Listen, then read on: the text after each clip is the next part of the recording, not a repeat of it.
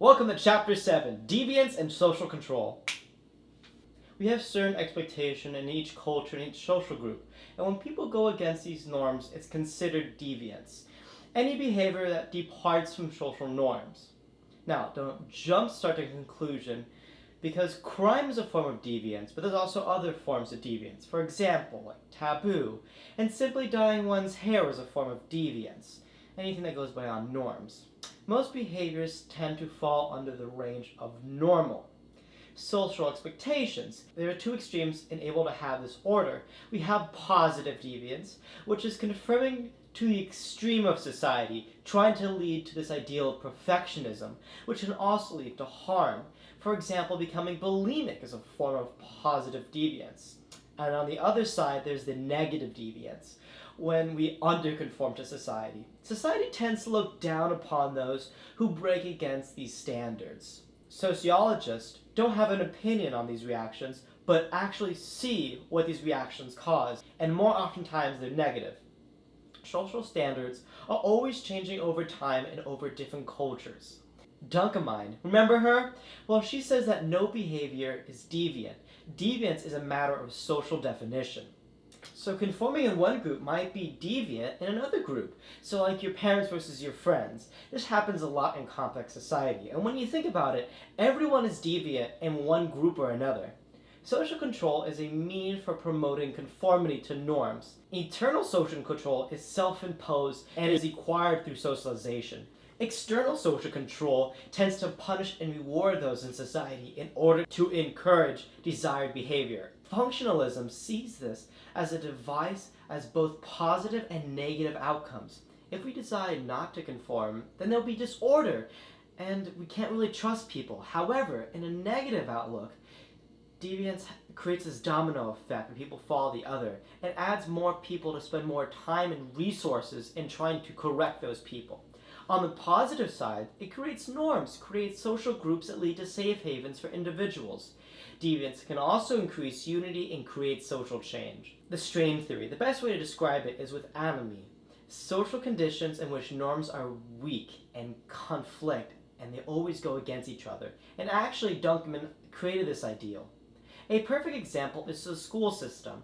Since education is really based off middle-class values, and lower-income students have a hard time fulfilling those standards, they tend to deviate in order to maintain their self-worth, so they act out and become more rough and tough. Control theory. Conformity to social norms depends on strong connections with people. They tend not to break these connections because they're scared of deviating away.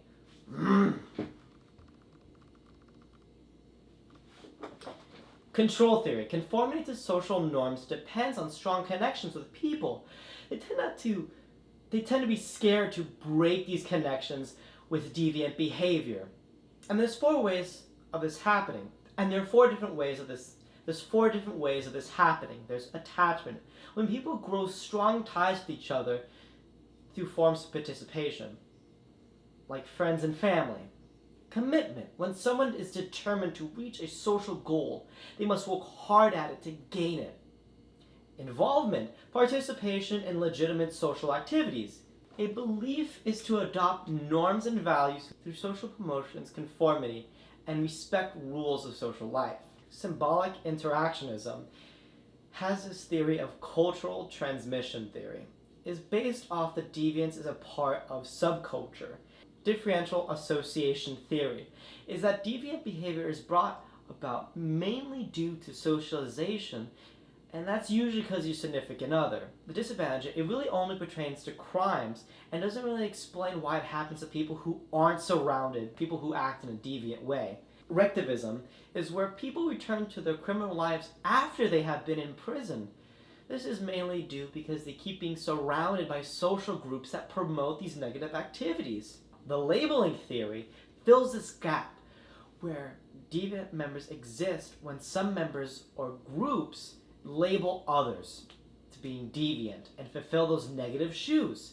Primary deviance is when people engage in only isolated acts of deviance. So basically, a couple of times a person does a crime, but they're not really labeled as a criminal and they don't really get punished for it.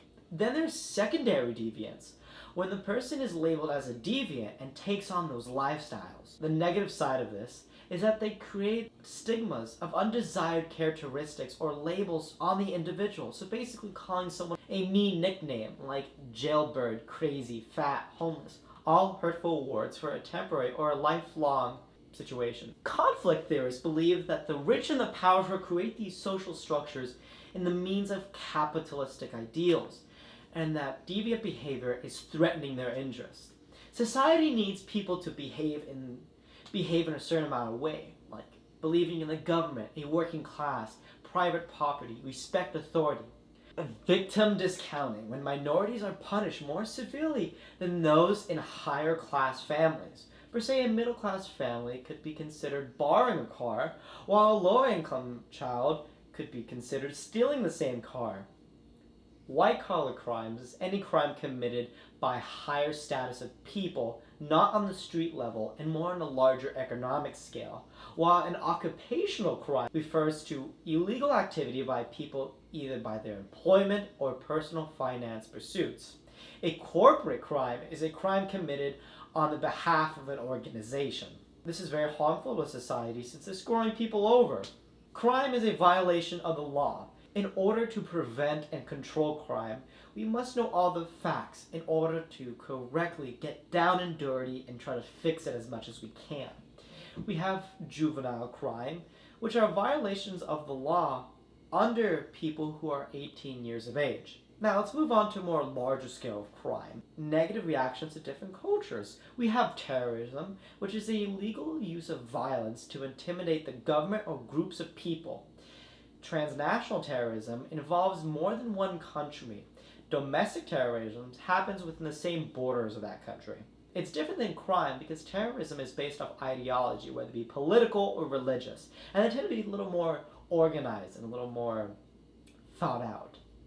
Terrorism tends to exist in weaker states and have lack of control by their government and poor education that leads to such radical thoughts. Let's talk about how we can try to reduce crime. The criminal justice system comprises of institutions that are responsible to lower crime rates, like police officers, courts, and jails. Then there's deterrence, which is an approach of emphasizing punishments to discourage people from doing it. Incarceration is when we remove criminals from society. Rehabilitation is this approach to crime control that attempts to re-socialize criminals and punish them for what they did. This is all in order to ensure a society that's working in harmony, whether it's for capitalistic purposes or to ensure societal order. Well, that's chapter 7, and I can't wait to see you guys next week.